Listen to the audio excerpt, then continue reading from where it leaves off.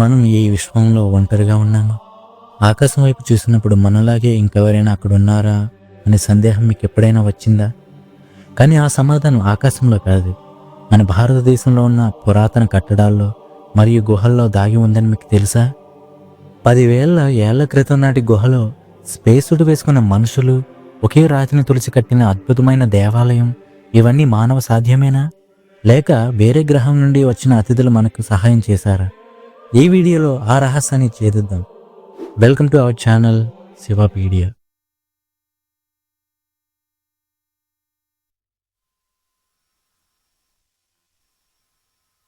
Friends, వీడియోని అయితే skip చేయకుండా లాస్ట్ వరకు చూడండి. వీడియోలో వచ్చిన విజువల్స్ మీకు చాలా బాగా నచ్చుతాయి. వీడియో నేను చాలా కష్టపడి రెడీ చేశాను, మీకు డెఫినెట్గా నచ్చుతుందని నేను ఆశిస్తున్నాను. Don't skip the video. మొదటగా మన ప్రయాణం ఛత్తీస్గఢ్లోని బస్తార్ ప్రాంతంలో ఉన్న చరమ అనే గిరిజన గ్రామం నుండి మొదలవుతుంది. ఇక్కడ ఉన్న గుహల్లో పురావస్తు శాఖ వారు కనుగొన్న దృశ్యాలు ప్రపంచాన్ని ఆశ్చర్యపరిచాయి. ఈ గుహల గోడల మీద ఉన్న పెయింటింగ్స్ వయసు సుమారు 10,000 సంవత్సరాలు. అంటే మీరు నమ్ముతారా? కానీ విచిత్రం ఏంటంటే అందులో ఉన్న బొమ్మలు మనుషుల్లా లేవు. వాటికి మొహం లేదు, ముక్కు కళ్ళు స్పష్టంగా లేవు. కానీ తల మీద హెల్మెట్ లాంటివి, ఒంటి మీద స్పేస్ సూట్ లాంటి దుస్తులు ఉన్నాయి. అంతేకాదు ఆ బొమ్మల పక్కన 3 కాళ్ళు ఉన్న ఎగిరే యంత్రం లాంటి యూఎఫ్ఓ లాంటి చిత్రం కూడా ఉంది. 10,000 ఏళ్ల క్రితం ఆదిమానవులకు స్పేస్ సూట్ల గురించి, విమానాల గురించి ఎలా తెలుసు? వారు నిజంగా ఆకాశం నుండి దిగివచ్చిన వారిని చూసి ఈ బొమ్మలు గీశారా? అంతేకాకుండా కొంతమంది చేతుల్లో ఆయుధాల లాంటి వాటిని పట్టుకొని ఉన్నట్లు కూడా కనిపిస్తుంది. ఈ చిత్రాల గురించి స్థానిక గిరిజనులకు ఒక పురాతన కథ ఉందంట. వారు వీరిని రోహిల్లా పీపుల్ అని పిలుస్తారంట. వారి పూర్వీకుల కథల ప్రకారం చాలా కాలం క్రితం ఆకాశం నుండి ఒక గుండ్రటి ఎగిరే వస్తువులు, కొంతమంది చిన్న ఆకారంలో ఉన్న మనుషులు ఇక్కడికి వచ్చేవారట. వారు గ్రామంలోని ఒకరిద్దరిని తమతో పాటు ఆకాశంలోకి తీసుకెళ్లేవారని, అలా వెళ్ళిన వారు మళ్ళీ తిరిగి రాలేదని స్థానికులు నమ్ముతారు. ఈ కథలు నిజమా లేక కల్పితాలా? చర్మగుహల మిస్టరీపై 2 వాదనలు వినిపిస్తూ ఉంటాయి. అందులో ఒకటి ప్రధాన పురావస్తు శాస్త్రవేత్తల వాదన. వారి ప్రకారం ఆదిమానవులు తమ ఉత్సవాల్లో లేదా పూజల్లో ముఖానికి మాస్కులు ధరించేవారని, ఆ మాస్కులనే వారు ఇలా చిత్రించి ఉండవచ్చని అంటున్నారు. ఇది కేవలం వారి ఊహ మాత్రమే అని కొట్టిపారేస్తున్నారు. కానీ ఏన్షియంట్ ఆస్ట్రోనట్ థియరీస్ని నమ్మేవారు ఏమాత్రం ఇది ఖచ్చితంగా గ్రహాంతరవాసుల సందర్శన అని వాదిస్తున్నారు. 10,000 సంవత్సరాల క్రితం మాత్రం మన పూర్వీకులు ఆకాశం నుండి దిగివచ్చిన ఆ వింత జీవులను చూసి తాము చూసిన దాన్నే ఈ గుహల గోడలపై చిత్రించి ఉంటారని వారి నమ్మకం. లేకపోతే అంత స్పష్టంగా స్పేస్ సూట్లు, యూఎఫ్ఓలను గీయడం అసాధ్యమని వారి వాదన. నిజం ఏదైనప్పటికీ మన భారతదేశంలో చర్మ గుహలు ఎప్పటికీ అంత చిక్కని రహస్యాలలో ఒకటిగా నిలిచిపోయాయి. ఇప్పుడు మనం మహారాష్ట్రలోని ఎల్లోరా గుహలకు వెళ్దాం. ఇక్కడ ఉన్న కైలాసనాథ ఆలయం ప్రపంచంలోనే అతిపెద్ద మిస్టరీ. ఎందుకో తెలుసా? ఈ రోజులో మనం ఏదైనా బిల్డింగ్ కట్టాలంటే కింద నుండి పైకి కడతాం. కానీ ఈ ఆలయాన్ని ఒక భారీ కొండని పైనుండి కిందకి తొలిచి కట్టారు. దీనిని కట్టడానికి సుమారు 4 లక్షల టన్నుల రాయిని తొలగించారట. కానీ ఆశ్చర్యం ఏంటంటే ఆ తొలగించిన రాళ్ళు అక్కడ చుట్టుపక్కల ఎక్కడా దొరకలేదు. మరి ఆ రాళ్ళు ఎక్కడికి వెళ్ళాయి? కేవలం ఉలి సుత్తితో ఇంతటి అద్భుతాన్ని చెక్కడం సాధ్యమేనా? పురాతన ఏలియన్ సిద్ధాంతకర్తలు ఏమంటారంటే, మానవులు ఏదో అడ్వాన్స్డ్ టెక్నాలజీ లేదా ఏలియన్ సహాయంతోనే దీనిని నిర్మించి ఉంటారని నమ్ముతున్నారు. లేకపోతే అంత తక్కువ సమయంలో అంత పర్ఫెక్ట్గా రాతిని కరిగించే టెక్నాలజీ లేకుండా ఇది అసాధ్యమని వారి అభిప్రాయం. ఇక్కడే అసలు మిస్టరీ మొదలవుతుంది. మన హిస్టరీ ప్రకారం రాష్ట్రకూట రాజు అయిన మొదటి కృష్ణుడు 8వ శతాబ్దంలో ఈ ఆలయాన్ని నిర్మించారని చెప్తుంటారు. ఈ ఆలయాన్ని నిర్మించడానికి కేవలం 18 నుంచి 20 సంవత్సరాలు మాత్రమే టైం పట్టిందని చెబుతూ ఉంటారు. ఈ ఆలయాన్ని చెక్కడానికి సుమారు 4 లక్షల టన్నుల రాయిని ఆ కొండ నుంచి తొలగించారు. ఒకవేళ మనుషులే ఉలి సుత్తితో రాత్రి పగలు కష్టపడిన 20 ఏళ్లలో పూర్తి చేయాలంటే ప్రతిరోజు సుమారు 60 టన్నుల రాయిని పగలగొట్టి బయటకు తరలించాలంట. ఇది అసాధ్యం. సరే, కష్టపడి తొలగించారని అనుకుందాం. మరి ఆ 4 లక్షల టన్నుల రాతి ముక్కలు ఎక్కడికి వెళ్ళాయి? ఈ ఆలయం చుట్టుపక్కల కిలోమీటర్ల మేర ఆ రాతి ఆనవలి కూడా ఎక్కడా లేవంట. అంత రాయి ఎలా మాయమైంది? ఇక్కడే ఏన్షియంట్ ఏలియన్ థియరీ తెరపైకి వస్తుంది. చాలా మంది పరిశోధకులు నమ్మేది ఏంటంటే, పురాతన కాలంలో మానవులకు గ్రహాంతరవాసులతో సంబంధాలు ఉండేవని, వారే తమ అత్యాధునిక టెక్నాలజీని ఉపయోగించి ఈ ఆలయాన్ని నిర్మించి ఉండవచ్చు అని వారు నమ్ముతారు. పైనుండి కిందకి చెక్కేటప్పుడు ప్లానింగ్లో ఒక చిన్న తప్పు జరిగిన మొత్తం ఆలయం పాడవుతుంది. కానీ ఈ ఆలయంలో ఎక్కడ ఒక చిన్న తప్పు కూడా లేకుండా ఆలయాన్ని రూపొందించారు. ఇది 3D ప్రింటింగ్ టెక్నాలజీ లేదా లేజర్ కటింగ్ లేకుండా సాధ్యం కాదని కొందరు వాదిస్తూ ఉంటారు. ఈ ఆలయంలోని సొరంగ మార్గాలు, బాల్కనీలు, 2 అంతస్తులను కలిపే వంతెనలు, ఇవన్నీ ఒకే రాతిలో చెక్కడం మామూలు విషయం కాదు. ఏదో తెలియని శక్తివంతమైన యంత్రాలు వాడితే తప్ప ఇది సాధ్యం కాదని వారి వాదన. కొందరైతే ఇది అసలు ఆలయమే కాదని, గ్రహాంతరవాసులు స్పేస్‌షిప్ ల్యాండ్ అవ్వడానికి ఏదో శక్తి ఉత్పత్తి చేయడానికి కట్టిన పవర్ ప్లాంట్ అని కూడా అనుమానిస్తూ ఉంటారు. అయితే ప్రధాన చరిత్రకారులు మాత్రం ఈ ఏలియన్స్ థియరీని అసలు ఒప్పుకోరు.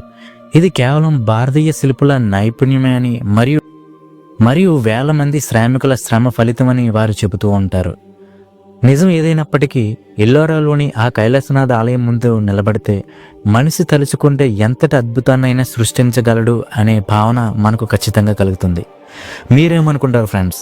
ఈ ఆలయాన్ని మానవులు నిర్మించారా లేదా గ్రహాంతరవాసుల సహాయంతో మనుషులు నిర్మించారా? రైట్ బ్రదర్స్ విమానాన్ని కనుగొనక ముందే కొన్ని వేల సంవత్సరాల క్రితమే మన భారతదేశంలో విమానాలు ఆకాశంలో విహరించాయని మీకు తెలుసా?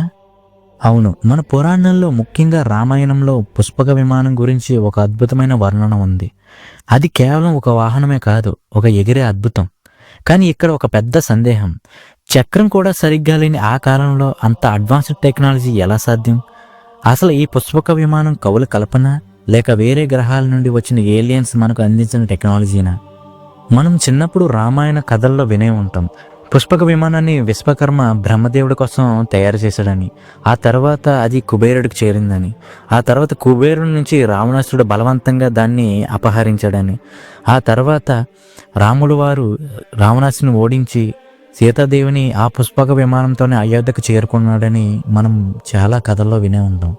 ఇక్కడి వరకు బాగానే ఉంది. కానీ వాల్మీకి మహర్షి రామాయణంలో ఈ విమానం గురించి చేసిన వర్ణనలు చదివితేనే అసలు కథ మొదలవుతుంది. ఈ విమానం ప్రత్యేకతలు ఏంటంటే ఇది మనోవేగంతో ప్రయాణించేది. అంటే పైలట్ ఎక్కడికి వెళ్ళాలని అనుకుంటే మనసులో క్షణాల్లో అక్కడికి చేరిపోయేది. ఇది వాతావరణాన్ని బట్టి తన రూపాన్ని మార్చుకునేది. అన్నిటికంటే విచిత్రం ఏంటంటే ఇందులో ఎంతమంది కూర్చున్నా ఇంకా ఒకరికి చోటు ఉండేదట. అంటే ఇది తన డైమెన్షన్ కూడా మార్చుకోగలదు. ఇంత అడ్వాన్స్డ్ ఫీచర్స్ ఈ కాలం నాటి విమానాల్లో కూడా లేవు. ఇక్కడే ఏన్షియంట్ ఆస్ట్రోనైట్ థియరీ బయటకు వస్తుంది. ప్రపంచవ్యాప్తంగా ఉన్న కొంతమంది పరిశోధకులు ఏమంటారంటే మన పురాణాల్లో చెప్పబడిన దేవతలు, రాక్షసులు నిజానికి ఆకాశం నుండి వచ్చిన ఏలియన్స్ అయి ఉండవచ్చని వాళ్ళ అభిప్రాయం. వారి దగ్గర ఉన్న ఎగిరే యంత్రాలనే మన పూర్వీకులు విమానాలుగా, ఎగిరే రథాలుగా వర్ణించి ఉండవచ్చని వారి వాదన. ఎందుకంటే పుష్పక విమానం గాలిలో స్థిరంగా నిలబడగలదు, నిలువుగా పైకి లేవగలదు మరియు రాత్రిపూట విపరీతమైన వెలుగులను చిమ్మగలదు. ఈ లక్షణాలన్నీ ఈరోజు మనం చూస్తున్నామని చెప్తున్న యూఎఫ్ఓలకు చాలా దగ్గరగా ఉన్నాయని వారి అభిప్రాయం. రావణుడు నిజంగా ఒక ఏలియన్ పైలటా లేక ఏలియన్స్ టెక్నాలజీని దొంగిలించిన వాడా అనే సందేహాలు ఈ థియరీని నమ్మే వాళ్ళలో ఇప్పటికీ ఉన్నాయి. ఇది కేవలం ఒక రామాయణానికే పరిమితం కాలేదు. మహాభారతంలో కూడా మయుడు నిర్మించిన ఎగిరే నగరాల ప్రస్తావనలో కూడా ఉంది. అన్నిటికంటే ముఖ్యంగా భరద్వాజ మహర్షి సంకలనం చేసిన వైమానిక శాస్త్రం అనే గ్రంథం కూడా ఒకటి. ఇందులో విమానాలను ఎలా తయారు చేయాలి, వాటికి ఎలాంటి లోహాలు వాడాలి, పైలట్ ఎలాంటి ఆహారం తీసుకోవాలి, శత్రువుల విమానాలను ఎలా అదృశ్యం చేయాలి అనే విషయాల గురించి చాలా టెక్నికల్గా రాయబడి ఉంది. కేవలం కల్పన అయితే ఇంత టెక్నికల్ డీటెయిల్స్ ఎలా సాధ్యం?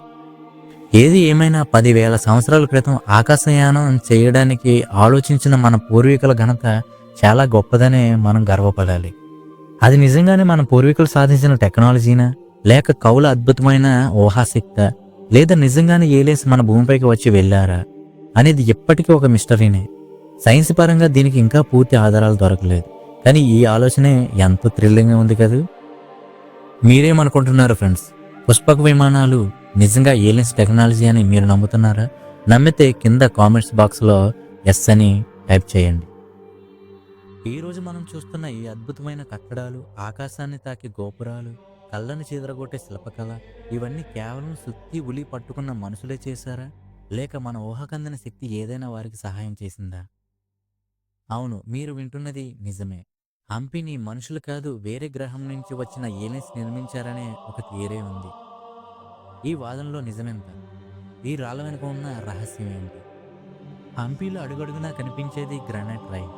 ప్రపంచంలోనే అత్యంత కఠినమైన రాళ్లలో గ్రానైట్ రాయి ఒకటి. ఈ రోజుల్లో గ్రానైట్‌ని కోయాలంటే డైమండ్స్ కట్టర్స్, లేజర్ టెక్నాలజీ కావాలి. కానీ ఎలాంటి అధునాతన యంత్రాలు, కనీసం విద్యుత్ కూడా లేని 500 ఏళ్ల క్రితం ఇంత కఠినమైన రాతిని వెన్నెలా ఎలా కోయగలిగారు? కొన్ని వేల టన్నుల బరువున్న రాళ్లను అంత ఎత్తుకి ఎలా ఎత్తగలిగారు? క్రేన్లు లేనిదే ఇది అసాధ్యం. ఇక్కడే పురాతన వ్యోమగామి సిద్ధాంతకర్తలు ఒక ఆసక్తికరమైన వాదన తెరపైకి తెచ్చారు. వారి ప్రకారం హంపీ నిర్మాణంలో ఏలియన్ టెక్నాలజీ వాడబడింది అని. వారు చెప్పేదానికి ప్రధాన కారణం ఆ రాళ్లను కోసిన విధానం. అవి మనుషుల చేతితో చెక్కినట్లు ఉండవు. ఏదో లేజర్ మెషిన్తో కట్ చేసినట్లు అంత పర్ఫెక్ట్గా ఉంటాయి. అంతటి టెక్నాలజీ ఏలియన్స్ నుండే వాళ్ళు అందించి ఉంటారని వారి నమ్మకం. అంతేకాదు హంపీలోని కొన్ని నిర్మాణాలు ఆకాశం నుండి చూస్తే ఒక ప్రత్యేకమైన ప్యాటర్న్లో ఉంటాయని, అవి గ్రహాంతర వాసులకు ఒక ల్యాండింగ్ సిగ్నల్స్ లాంటివని కొందరి వాదన. అయితే ఈ ఏలియన్స్ థియరీకి సరైన ఆధారాలు లేవు. చరిత్రకారులు, పురావస్తు శాస్త్రవేత్తలు మాత్రం ఇది పూర్తిగా విజయనగర సామ్రాజ్య శిల్పుల అద్భుతమైన ప్రతిభ అని, కొన్ని వేల మంది శిల్పులు దశాబ్దాల పాటు చేసిన కఠోర శ్రమ ఫలితమే ఈ హంపీ అని చెబుతూ ఉంటారు. ఏది ఏమైనా హంపీ ఒక అంతుచిక్కని రహస్యం. అది మనుషుల అద్భుతమైన ప్రతిభో లేక ఏలియన్స్ మాయాజాలమో, ఈ రాళ్ళు మాత్రం మౌనంగా ఆ చరిత్రను తమలో దాచుకున్నాయి. మీరేమనుకుంటున్నారు? నిజంగా హంపీని మనుషులే కట్టారా లేక ఏలియన్స్ సహాయం చేశారా? మీ అభిప్రాయాన్ని కింద కామెంట్స్లో తెలియజేయండి. ఈ వీడియో మీకు నచ్చితే లైక్ చేయండి. మీ ఫ్రెండ్స్ అండ్ మీ ఫ్యామిలీ మెంబర్స్కి షేర్ చేయండి. ఇలాంటి మరెన్నో ఇంట్రెస్టింగ్ మిస్టరీస్ వీడియోస్ కోసం మన ఛానల్ని ఇప్పుడే సబ్స్క్రైబ్ చేసుకోండి. మరో ఇంట్రెస్టింగ్ వీడియోతోటి మళ్ళీ కలుద్దాం. జై హింద్.